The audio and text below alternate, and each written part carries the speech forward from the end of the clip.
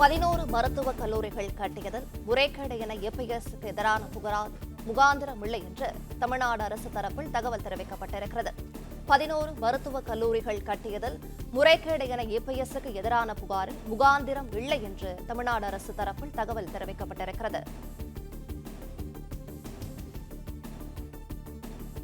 11 மருத்துவக் கல்லூரிகள் கட்டியதில் முறைகேடு என ஏபிஎஸ்க்கு எதிரான புகாரில் முகாந்திரம் இல்லை என்று தமிழ்நாடு அரசு தரப்பில் தகவல் தெரிவிக்கப்பட்டிருக்கிறது.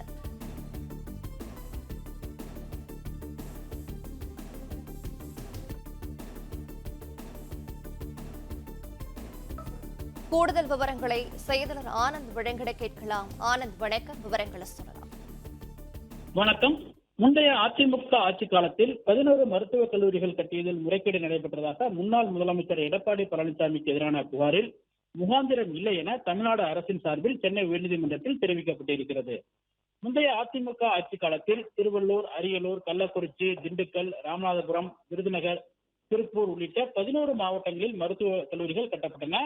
முன்னாள் முதல்வர் எடப்பாடி பழனிசாமி பொதுப்பணித்துறை அமைச்சராக பதவி வகித்த காலத்தில் கட்டப்பட்ட இந்த கட்டிடங்களில் மருத்துவ கல்லூரிகள் மற்றும் தேசிய மருத்துவ ஆணையத்தினுடைய விதிகளுக்கு உட்பட்டு கட்டப்படவில்லை எனவும் மருத்துவக் கல்லூரி கட்டியதில் பல்வேறு முறைகேடு நடைபெற்றதாக கூறி இது சம்பந்தமாக சிபிஐ விசாரணைக்கு உத்தரவிட வேண்டும் என கோரி ராஜேந்திரன் என்பவர் சென்னை உயர்நீதிமன்றத்தில் பொதுநல மனு தாக்கல் செய்திருந்தார்.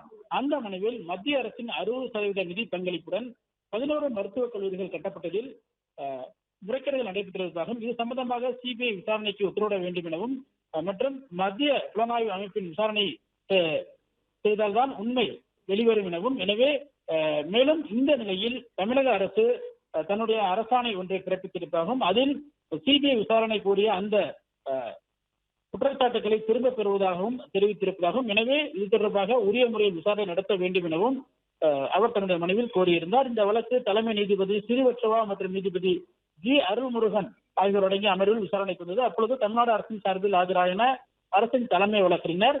மனுதாரரின் புகார் குறித்து லஞ்ச ஒழிப்புத்துறை பூர்வாங்க விசாரணை நடத்தியதில் புகாரில் முகாந்திரம் இல்லை என்பது தெரிய வந்ததாகவும், எனவே மனுதாரரின் புகார் மனு முடித்து வைக்கப்பட்டதாகவும் தெரிவிக்கப்பட்டது.